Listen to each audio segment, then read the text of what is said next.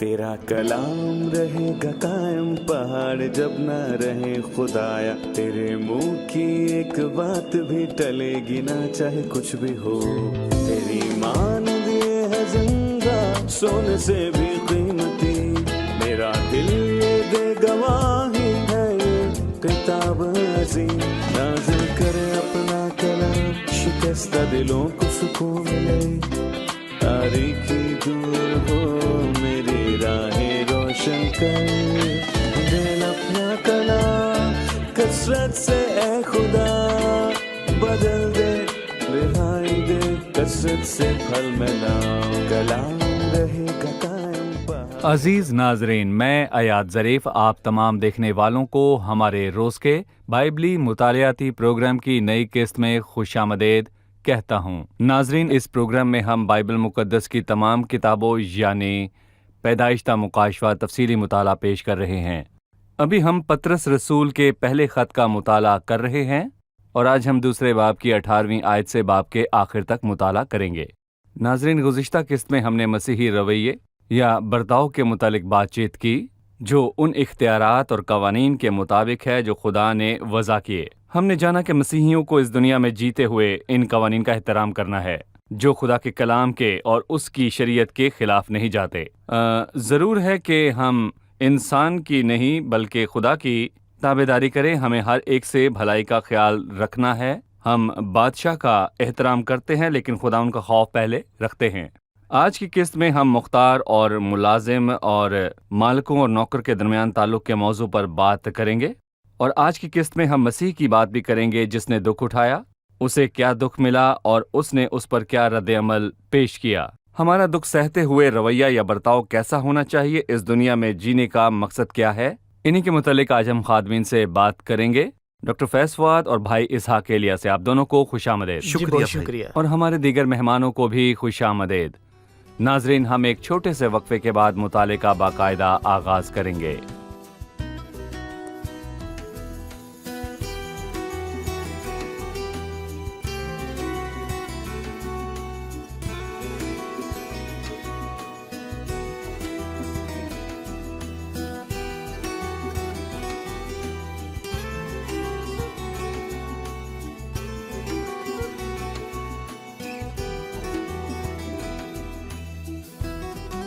खुशामदीद भाई। जी शुक्रिया। हम दूसरे बाब के तीसरे हिस्से पर पहुंच चुके हैं। हम 18वीं आयत से अपने मुताले की शुरुआत करेंगे। मैं चंद एक आयत पढ़ूंगा, उसके बाद में आपसे सवाल करूंगा। ए नौकरो, बड़े खौफ से अपने मालिकों के ताबे रहो, ना सिर्फ नेकों और हलीमों ही के बल्कि बदमिजाजों के भी, क्योंकि अगर कोई खुदा के ख्याल से बेइंसाफी के बाइस दुख उठाकर तकलीफ़ों को बर्दाश्त करे तो ये पसंदीदा है और तुम इसी के लिए बुलाए गए हो, क्योंकि मसीह भी तुम्हारे वास्ते दुख उठाकर तुम्हें एक नमूना दे गया है ताकि उसके नक्शे कदम पर चलो। मैं 18वीं आयत के मुतालिक जानना चाहूँगा, क्या आप मालिकों और नौकरों के दरमियान बेहतरीन ताल्लुक़ की तारीफ़ कर सकते हैं जो यहाँ दिए गए खुदा के हुक्म के मुताबिक हो? ठीक है, सबसे पहले मैं चाहता हूं कि हमारे नाजरीन ये जानें कि नौकरों से मुराद यहाँ गुलाम नहीं है, बल्कि उसका मतलब ये है कि जो कोई काम करता है वो तनख्वाह लेने आता है। हर मालिक के यहाँ नौकर होता है। हर मालिक के यहाँ नौकर होता है। ए नौकरों, बड़े खौफ से अपने मालिकों के ताबे रहो। जो भी हदायत आपको दी जाती हैं आपको उन्हें पूरे एहतराम के साथ बजा लाना है, ना कि हकारत के साथ। ये मालिक नेक भी हो सकता है, बद भी हो सकता है। आपके काम पे आपका मैनेजर या मालिक भी हो सकता है, वो नेक भी हो सकता है। तो मैं खुशी खुशी उसकी ताबेदारी करूँगा। मुझे उसका एहतराम करने में बड़ी खुशी और इज़्ज़त महसूस होती है। लेकिन मुमकिन है कि ये बॉस बेइंसाफ हो जो भाई गैर कौमों के बहुत से ममालिकों में बजा बिखरे हुए थे। मुमकिन था कि उनके मैनेजर्स बेइंसाफ हों। कुछ और तर्जुमों में बददियानत का लफ्ज़ इस्तेमाल हुआ है जो सीधे नहीं जालिम है, जो अपने मुलाजमों का इस्तेमाल करते हैं। मैनेजर्स बेइंसाफ हो सकते हैं जो अपने नौकरों से बेइंसाफ़ी से पेश आते हैं। तो नौकरों को क्या करना चाहिए? उन्हें क्या करना चाहिए कि वो तब भी उनकी ताबेदारी करें। उन्हें क्या करना चाहिए? उनकी भी इज़्ज़त कर सकें, क्योंकि پھر وہ واضح کرتا ہے کہ یہ خدا کے نزدیک پسندیدہ ہے۔ اس برتاؤ کا تعلق میرے خداوند کے خوف سے ہے جس کا ذکر پچھلی آیت میں ہوا، کیونکہ میں خداوند کا خوف رکھتا ہوں، میں اس کے فرمان کا احترام کرتا ہوں۔ خدا نے پہلے ہی دنیا میں ترتیب مقرر کر رکھی ہے کہ مالکوں کے ہاں نوکر ہوں گے، کیونکہ میں نوکر ہوں اور خداوند نے مجھ کو اجازت دی ہے کہ مجھ پر کوئی سردار مقرر کیا جا سکے۔ میں اپنے مالک کی عزت کرتا ہوں۔ بالکل ٹھیک کہا۔ ٹھیک ہے ڈاکٹر فیض، 19ویں آیت میں لکھا ہے کیونکہ اگر کوئی خدا کے خیال سے بے انصافی کے باعث دکھ اٹھا کر تکلیفوں کی برداشت کرے تو یہ پسندیدہ ہے۔ اس کی وضاحت کیجیے گا۔ پہلے میں لفظ پسندیدہ پر تبصرہ کروں گا، جس کا مطلب ہے کہ ایک آدمی ذاتی طور پر وہ کرے گا جس کی ایک عام آدمی سے توقع نہیں کی جا سکتی۔ ایک پسندیدہ بات ضروری مطالبہ بات جو سے مطلوبہ بہت آگے بات ہے۔ کی بات ہے۔ ٹھیک ہے، خدا کا کلام اپنی ہی وضاحت ہے اور پسندیدہ باتوں کا ذکر پہاڑی واز میں بار بار ہوا۔ اور پھر میں کہوں گا کہ لوکا 6 اور پھر لوکا 17 میں اگر تم اپنے محبت رکھنے والوں ہی سے محبت رکھو تو تمہارا جی۔ کیا احسان، اور اگر تم انہی کا بھلا کرو جو تمہارا بھلا کریں تو تمہارا کیا تم احسان، کیا بڑا اور کر اگر رہے تم ہو؟ انہی کو قرض دو جن سے وصول ہونے کی امید رکھتے ہو تو تمہارا کیا احسان، اور اگر تم فقط اپنے بھائیوں ہی کو سلام کرو تو کیا زیادہ کرتے ہو، کیا یہ غیر قومیں نہیں کرتی؟ لوکا 17 جس میں لکھا ہے کہ مالک کھیتوں سے آیا اور اس نے اپنے نوکر سے کہا کہ کھانا لائے، تو وہ اسے پانی لانے کو بھی کہتا ہے تاکہ وہ ہاتھ دھوئے، اور جب نوکر اپنے سب کاموں کو کر لیتا ہے تو وہ اپنا کھانا کھا سکتا ہے۔ تو کیا اس نوکر نے اپنے مالک پر کوئی مہربانی کی؟ نہیں، اسے ایسا ہی کرنا چاہیے۔ اور جس عورت کا ذکر امثال 31 میں ہوا وہ محض ایماندار نہیں بلکہ نیک عورت تھی۔ وہ اضافی کام بھی کرتی ہے، اور یہاں تک کہ جن کاموں کا ذکر کیا گیا اس سے ان کی توقع نہیں کی جاتی، کیونکہ آپ عورت سے ایسی توقع نہیں کرتے۔ وہ اپنے فرض سے زیادہ کرتی ہے۔ وہ اپنے فرض سے زیادہ کرتی ہے، لہذا پسندیدہ ہونے کا مطلب فرض سے زیادہ کرنا ہے۔ جب کوئی دکھ اور اداسی اور درد کو جو بے انصافی سے کیا جاتا ہے ایک بے الزام ضمیر اپنے ضمیر کی خاطر برداشت کرنے کا انتخاب کرتا ہے، میں کہوں گا کہ بالکل دانیل کی مانند جسے شیروں کی ماند میں ڈال دیا گیا۔ کیا اس نے کچھ غلط کیا؟ دانیل، کیا تو نے کچھ غلط کیا کہ تجھے شیروں کی ماند میں ڈالا جائے؟ تو شکایت کیوں نہیں کرتا؟ نہیں، اس نے خدا کی تابع داری کو چنا تاکہ اس کا ضمیر بے الزام رہے۔ اس کا ضمیر جبکہ وہ اس ماند میں ڈالا جا رہا ہے، نئے عہد نامے کے مطابق وہ راست بازی کے بختر سے ڈھکا ہوا تھا اور اس کا ضمیر اسے الزام نہ دیتا تھا، اس میں احساس جرم نہ تھا، اور ہو سکتا ہے کہ کسی کے ساتھ ناروا سلوک کیا جائے، لیکن وہ دکھ درد سہتے ہوئے شکایت نہیں کرتا، اور اس بات کی خدا واقعی بہت زیادہ عزت کرتا ہے۔ یقیناً یہ خدا کے دل کو خوشی دیتا ہے۔ گویا خدا ایسے معاملات میں کہتا ہے کہ میرا انتظار کر اور خود کو میرے حوالے کر دے۔ یہی مسیح نے کیا، جسے ہم بعد ازاں پڑھیں گے۔ بھائی اسحاق 20ویں آیت ہے، میں کہنا چاہوں گا کہ یہ گھٹیا دکھ کے حوالے سے ہے جو بیش قیمت دکھ سے فرق ہے، ہمیں اس کے متعلق بتائیے۔ یہاں لکھا ہے اس لیے کہ اگر تم نے گناہ کر کے مکے کھائے اور صبر کیا تو کون سا فخر ہے؟ ہاں، اگر نیکی کر کے دکھ پاتے اور صبر کرتے ہو تو یہ خدا کے نزدیک پسندیدہ ہے۔ جی بتائیے گا، کیا کہیں گے؟ دیکھیں، ہم جانتے ہیں کہ دکھ اور درد بہت بڑا مسئلہ ہے، بہت قسم کے دکھ ہیں۔ بھائی یاد، آج ہمارے لوگ دکھ درد کے مسئلے کو زیادہ سنجیدگی سے نہیں لیتے۔ اگر میرے پڑوسی کسی دکھ یا تکلیف سے گزر رہے ہیں، لوگ مجھ سے کہیں گے کہ آپ خوش قسمت ہیں، خدا آپ سے پیار کرتا ہے، اس نے پڑوسیوں پر مصیبت دی ہے لیکن آپ پر نہیں۔ اگر پڑوسیوں پر مصیبت نہ آئے، خود پر آ جائے تو لوگ کہتے ہیں تمام ایماندار ہی مصیبت زدہ ہیں۔ دکھ درد کے حوالے سے مختلف نظریات ہیں لوگوں کے۔ جب ہم بائبل کا حوالہ دیتے ہیں تو ہمیں بہت قسم کے دکھ کے متعلق معلوم ہوتا ہے۔ جس آیت پر ہم بات کر رہے ہیں وہ دو قسم کے درد پر روشنی ڈالتی ہے۔ وہ دکھ جو میرے گناہ کے سبب سے آتا ہے۔ ایک شخص کیا کاٹتا ہے؟ دیکھیں، یہ ایک الہی قانون ہے، جو کچھ آپ بوئیں گے آپ وہی کاٹیں گے، اور یہی پطرس کہتا ہے، اس لیے کہ اگر تم نے گناہ کر کے مکے کھائے اور صبر کیا تو کون سا فخر ہے؟ آپ کو سزا ملی ہے آپ کے گناہ کے باعث، سو آپ کو برداشت کرنا پڑے گا، آپ کو اپنی غلطیوں کا خامیازہ بھگتنا ہوگا، آپ کو سہنا پڑے گا۔ ایسے میں آپ کا برداشت کرنا کوئی قابل احترام بات نہیں ہے۔ ہاں، اگر نیکی کر کے دکھ پاتے اور صبر کرتے ہو تو یہ خدا کے نزدیک پسندیدہ دکھ اٹھانا ہے جو راست بازی کی خاطر ہو سکتا ہے۔ اس لیے پطرس اگلی آیت ہی میں بات کرتا ہے، مسیح کی مثال پیش کرتا ہے، کیونکہ مسیح نے اس قسم کے درد کو سب سے زیادہ برداشت کیا ہے۔ ایسے میں آپ بے گناہ ہوتے ہوئے برداشت صحیح۔ کرتے ہیں، یہ پسندیدہ بات ہے۔ جی FB मायर ईमानदार शख्स था जिसने इस हिस्से का तर्जुमा किया। हाँ, अगर नेकी करते हुए दुख पाते हो और सब्र करते हो तो ये खुदा के नज़दीक पसंदीदा है। लिखा है, हाँ, अगर नेकी करके दुख पाते हो और सब्र करते हो तो खुदावन तुम्हें शुक्रिया कहता है। ठीक है, अभी हम एक रिपोर्ट देखेंगे, फिर मुताले में आगे बढ़ेंगे। जब मसीह जमीन पर आया उसने 2 तरह का दर्द बर्दाश्त किया। बतौर इंसान उसने रास्तबाजी के लिए दुख सहा और उसने दुनिया के गुनाह के वास्ते भी दुख उठाया। उसका दुनिया के गुनाहों के वास्ते दुख उठाना हमारे लिए कोई नमूना नहीं बल्कि हमारी निजात है। हम इसी को मानते और कबूल करते हैं, लेकिन हम किसी तरह भी उसकी नकल नहीं कर सकते। बहरहाल मसीह की जिंदगी हमारे लिए दुनिया में एक मिसाल है। नासरत में अपनी जिंदगी के पहले 30 साल यीशु ने लानतान और गलतफहमी के बायस दुख उठाया। हम इसे ज़बूर 69 से जानते हैं।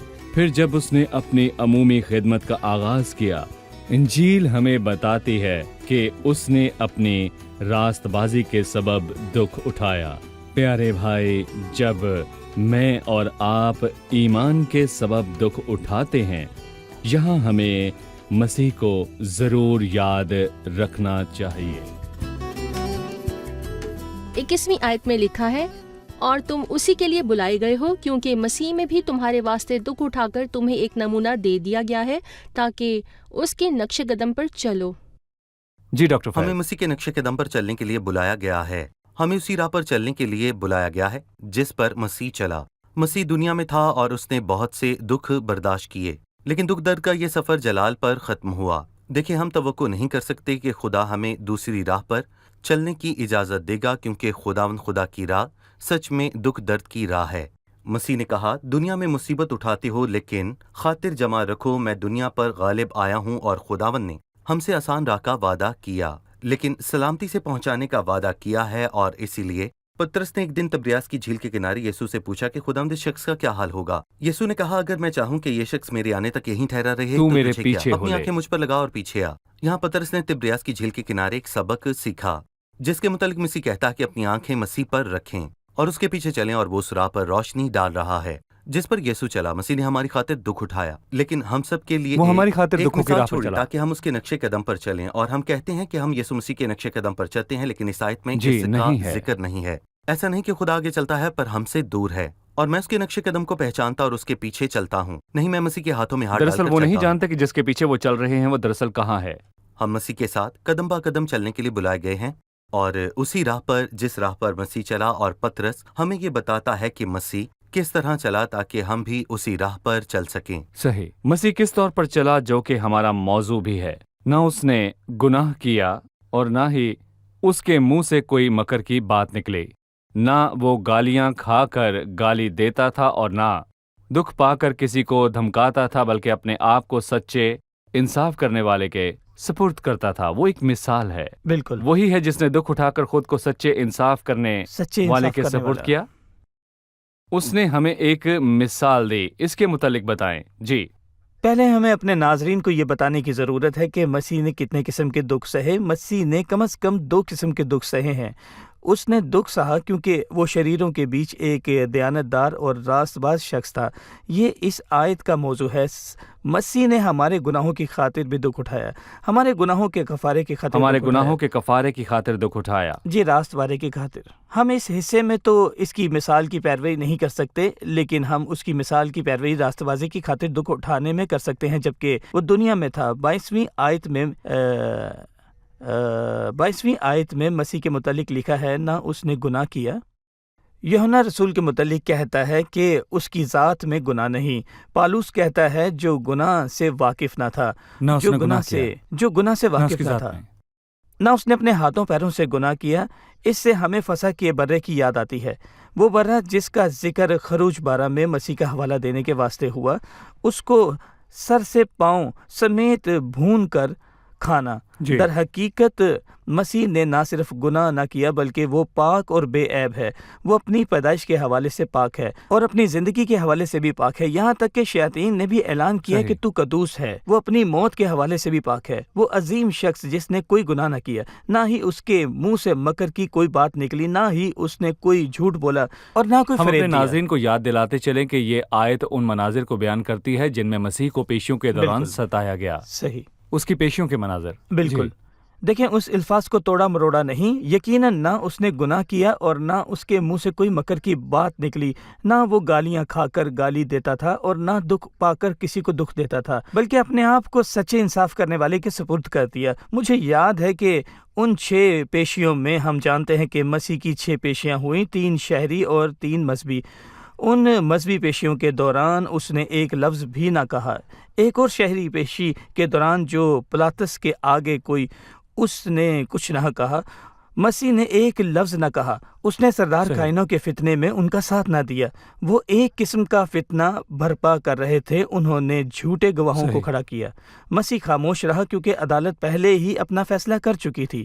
یہ فیصلہ در حقیقت ان کا نہ تھا بلکہ مسیح جانتا تھا کہ وہ گھڑی آ پہنچی ہے، کیونکہ وہ خدا کی مشروط تھی تو اور اجر میرا اجر خدا اور کے میرا پاس اجر ہے۔ خدا کے پاس ہے۔ بالکل۔ دیکھیں خدا نے اس کا دفاع کیا، اسے مردوں میں سے جلایا، اسے اپنے دائنے ہاتھ آسمانی مقاموں پر بٹھایا۔ بعد ازاں مسیح اپنی بادشاہت کو حاصل کرے گا۔ ہم چاہیں گے بھی اسی راہ پر چل ہم رہے چاہیں گے ہیں۔ کہ ہم حقیقی زندگی کے بھی نزدیک ہو تاکہ ہمارے ناظرین ہم خود غیر کو ہم حقیقی سے باتیں الگ نہ نہ سیکھیں۔ سمجھیں۔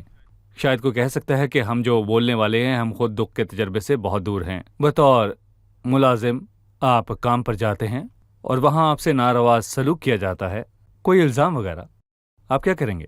کیا پوچھیں گے کہ مجھ سے ایسا سلوک کیوں کیا گیا؟ بالکل مسیح نے خود سوال کیا کہ تو مجھے مارتا کیوں ہے، تو میرے ساتھ ایسا کیوں کرتا ہے؟ کیا مجھے خاموش رہنا ہے اور برداشت کرنا ہے، یا میرے پاس سوال کرنے کا موقع ہے کہ میرے ساتھ ایسا کیوں کیا گیا؟ جی دیکھیں گے، اچھی بات ہے، جیسا کہ ہم بائبل سے سمجھتے ہیں کہ سوال کرنا کہ میرے ساتھ کیوں بے انصافی کی گئی، کیونکہ مسیح نے بھی فقط یہ سوال پوچھا تھا، تو مجھے مارتا کیوں ہے؟ جی، تو کیا اگر میں سوال کروں اور مجھے معلوم ہو کہ میرے ساتھ بے انصافی ہو رہی ہے کیونکہ مسیحی ہونے کے سبب سے مجھے نشانہ بنایا جا رہا ہے، تو بھی میں اس پر مزید بات نہ کروں گا اور میں اپنے دکھ کو جی، عزت کی بات جانوں صحیح۔ گا۔ دیکھیں اعمال کی کتاب میں شاگردوں کو مار پڑی، وہ جانتے تھے کہ انہیں مسیح کے پیروکار ہونے کی وجہ سے مار پڑی ہے۔ پھر جب وہ مجلس کی حاضری سے باہر نکل آئے تو خوشی منانے لگے کہ ہمیں اس کی خاطر دکھ اٹھانے کا موقع ملا، لیکن اگر کوئی مجھے بلا وجہ گالی دیتا ہے تو مجھے اس سے پوچھنا ہے کہ اس نے ایسا کیوں کیا۔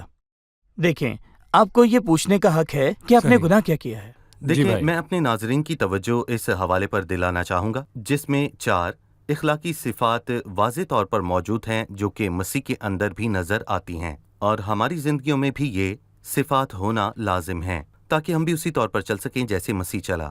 پہلی اخلاقی صفت ہے کہ اس نے کوئی گناہ نہ کیا۔ دوسری صفت یہ ہے کہ اس نے کسی کو بھی دھوکہ نہ دیا، نہ اس کے منہ سے کوئی مکر کی بات نکلی۔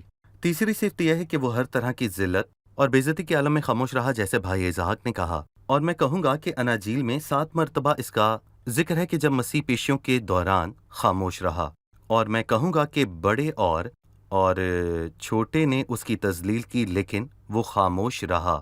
ہمیں یہ نہیں سوچنا چاہیے کہ ہر کوئی آ کر ہمیں کچل ڈالے گا یا پھر ہمیں خاموش رہنا ہے۔ چوتھی صفت بہت ہی اہم اور مثبت صفت ہے، بلکہ اپنے آپ کو سچے انصاف کرنے والے کے سپرد کرتا تھا۔ یا عیسائیہ 49 میں نے بے فائدہ مشقت اٹھائی، میں نے اپنی قوت بے فائدہ بطالت میں صرف کی، لیکن میرا حق خدا ان کے ساتھ اور میرا اجر خدا ان کے پاس ہے۔ اپنے معاملات خدا پر چھوڑ دیں اور اسے کہیں کہ آپ میرے منصف ہو، اعلیٰ کہ ترین آپ کو آپ کا حق دے۔ 3 جی۔ روز کے بعد ہی اس کا حق اسے دے دیا صحیح۔ گیا، اسے زندہ کیا گیا، آسمان پر تخت نشین کیا گیا۔ آئیے ایک بار پھر سے کہتے ہیں، اختیار والے یا سلاطین یا خدا کی طرف سے مقرر کردہ، یعنی وہ جو نظام میں سب سے اعلیٰ مقام رکھنے والا ہے، مینیجر یا بادشاہ نہیں بلکہ خداوند خود ہے۔ لہٰذا میں جہاں کام کرتا ہوں وہاں میرے ساتھ ناروا سلوک ہوتا ہے، صرف اس لیے کہ میں مسیحی ہوں تو میں پوچھ سکتا ہوں کہ میرے ساتھ ایسا کیوں کیا گیا۔ اگر مجھے انصاف مل جائے تو خدا نے مجھے میرا حق دینے کا یہی راستہ مقرر کیا، اگر نہیں تو میں اعلیٰ اختیار والوں سے درخواست کروں گا، میں خود کو سچے انصاف کرنے والے کے سپرد کروں گا۔ مجھے سوال کرنا ہے کہ تو مجھے کیوں مارتا ہے۔ انصاف مل جائے تو خدا نے میرے حق کی خاطر یہی طریقہ مقرر کیا۔ अगर मुझे मेरे सवाल के एवज इंसाफ ना मिले तो इख्तियार आला आसमान पर मौजूद है, लिहाजा और हम जिंदा खुदा हड़ताल है। नहीं करते। मैं खुद को उसके सपुर्द करूंगा जो इंसाफ करने वाला है। हम गालियां नहीं देते बल्कि खुद को सच्चे इंसाफ करने वाले के सपुर्द करते हैं। अब हम मेहमानों से एक और सवाल लेंगे। 24वीं आयत में लिखा है, वो आप हमारे गुनाहों को अपने बदन पर लिए हुए सलीब पर चढ़ गया ताकि हम गुनाहों के एतबार से मरकर रास्तबाजी के एतबार से जिएं, और उसी के मार खाने से तुमने शिफा पाई। इस आयत का क्या मतलब है?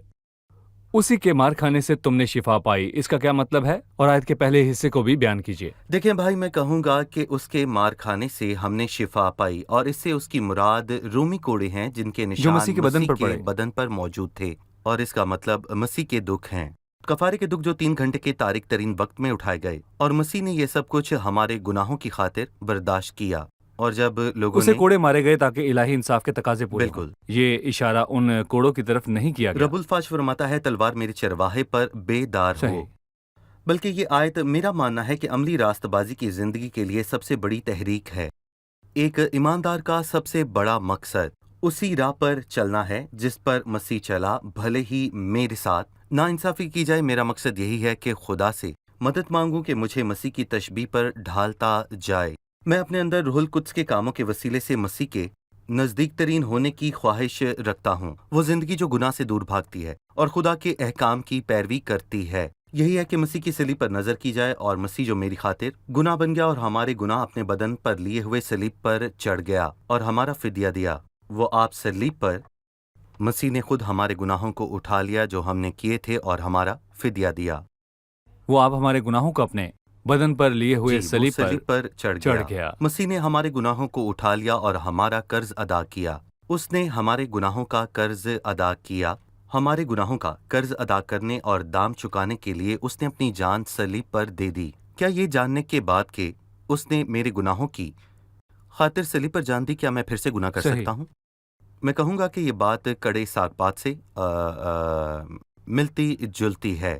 लोग फसा में भुना हुआ बकरा खाया करते थे जिसका जायका बहुत अच्छा हुआ करता था, लेकिन कड़े साग-पात के साथ जो कि बेहद कड़वा होता, उस कड़वे साग-पात और लजीज गोश्त के मिले जुले जायके वाले खाने खाते थे। और मुझे याद है कि जब मसीह मेरी खातिर मुआ, जो खुदा का बेटा है जिसने मुझसे बेहद प्यार किया, ये कैसी शीरी बात है कि मेरे गुनाह हल हो गया, उठा लिए मेरे गुनाह, वो मेरी खातिर मुआ। ये कैसी कड़ी बात है। लिहाजा मैं गुनाह से नफरत करूंगा, फिर ना गुनाह करने का फैसला करूंगा और गुनाह से दूर रहूंगा, क्योंकि मैं जानता हूँ कि मेरे गुनाह ने मसीह के साथ क्या क्या किया। कि मसीह के ज़ख्म मेरे लिए बेशकीमत है। जी, मुझे गुनाह से नफरत दिलाते हैं। ये ईमानदार जिंदगी के लिए एक अमली रास्तबाजी की तहरीक है। भाई इसहाक, हम चाहते हैं कि 25वीं आयत पर आप तबसरा कीजिए, क्योंकि पहले तुम भेड़ों की तरह भटकते फिरते थे, मगर अब अपनी रूहों के गल्लाबान और निगहबान के पास फिर आ गए हो। इस आयत के मुतालिक क्या कहेंगे? देखिए, हम सीखते हैं कि नए अहदनामे के ईमानदार भेड़ों की मानिंद हैं जिनका चरवाहा है। ये बहुत अच्छी बात है, क्योंकि पिछली आयत में उसने चरवाहे की मौत की बात की जिसने भेड़ों के लिए जान दी, कि अच्छा चरवाहा जो अपनी भेड़ों की खातिर अपनी जान देता है। और 25वीं आयत के मुताबिक वो आप भी हमारी खातिर गलाबानी का काम कर रहा है। आज हमारे दरमियान पासबानी का काम कितना थोड़ा है, हमें एक दूसरे की ज़्यादा परवाह नहीं रही, लेकिन दर हकीकत हमारा एक चरवाहा है जो हर वक्त हमारी परवाह करता है। ये चरवाहा खुदावंद यीशु मसीह है। तो ये आयत कहती है कि तुम भेड़ों की मानिंद भटकते फिरते हो, लेकिन ये शख्स जो तुम्हें फिर से ढूंढ लाया ताकि तुम्हारी गलाबानी करे, रूहों की निगहबानी करे। हम अमाल 20 से जानते हैं कि उनके पासबान निगहबान हैं, और पासबान सुरयानी लफ्ज़ है जिसका मतलब बुजुर्ग है। बुजुर्ग एक यूनानी लफ्ज़ है जिसका मतलब निगरान, एक बिशप एक बुजुर्ग है। वो पासबान और निगहबान इस बाप और पहले पतरस के 5वें बाप की मुतालिक ये पासबानी का काम करता है। सो लिहाजा हम समझते हैं कि मसीह माजी और हाल दोनों के लिए काफ़ी है। हमने जाना कि हमारी जानों की निगरानी करने वाला मुस्तकबिल में भी हमारे लिए काफ़ी है, जिसने हमारे लिए जान दी। वो आपको अमली रास्तबाजी की राह पर लाया जहां आप उसके नक्शे कदम की पैरवी कर सकते हैं। यकीनन आप दुख उठाएंगे। आप दोनों का बहुत शुक्रिया। आज के प्रोग्राम का वक्त ख़त्म हुआ चाहता है। आपके साथ बहुत लुत्फ़ आया। अब हम मेहमानों से उनकी राय जानेंगे।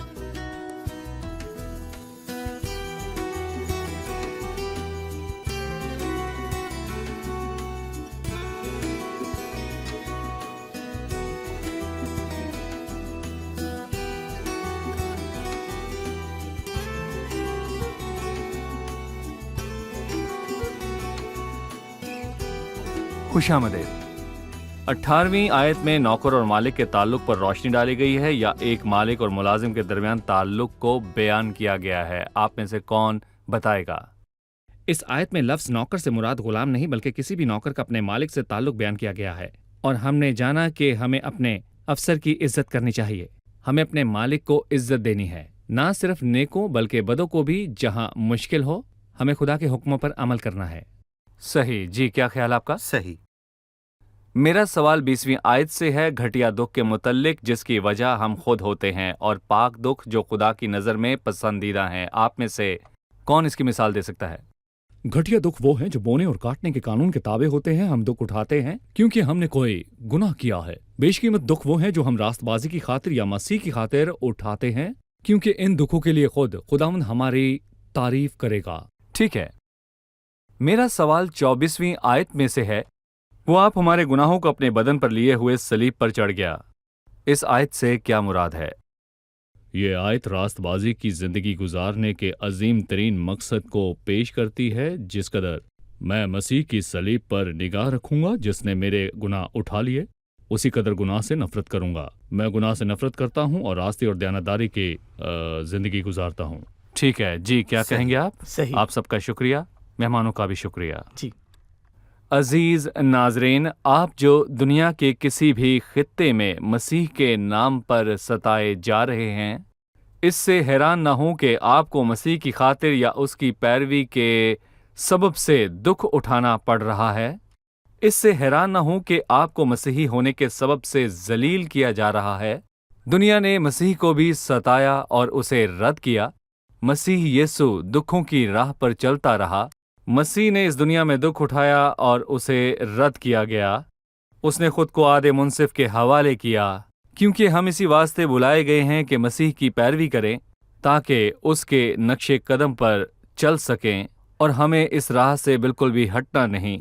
अगर आप हर रोज़ इसी सोच के साथ घर से निकलते हैं कि दुनिया में आप सताए जा रहे हैं और यहाँ आपको कोई नहीं चाहता क्योंकि आप मसीही हैं, तो आपको इस पर फख्र होना चाहिए। फख्र करें, मसीह आपसे पहले दुखों की राह पर गया। आपके लिए मसीह की मानिंद होना बड़े एजाज की बात है।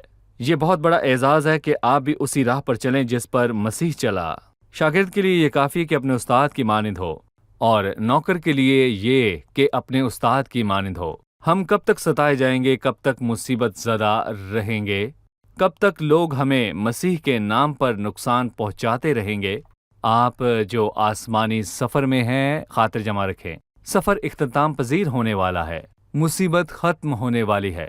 बुरा वक्त इख्तिताम को पहुंचने वाला है। बहुत जल्द एक दिन खुदावंद खुद आपको कहेगा, अच्छे और दयानतदार नौकर, शाबाश, अपने मालिक की खुशी में शरीक हो। तूने मेरे नाम की खातिर दुख उठाया। तू जिसने मेरे नाम की खातिर दुख उठाया, तो थोड़े में दयानतदार रहा। मैं तुझे बहुत चीज़ों का मुख्तार बनाऊंगा। अपने मालिक की खुशी में शरीक हो। सारी जिल्लत और दुख के इर्ज जो तूने दुनिया में बर्दाश्त की, मुकम्मल मुआवजा मिलेगा। खुदावंद आपको बरकत दे।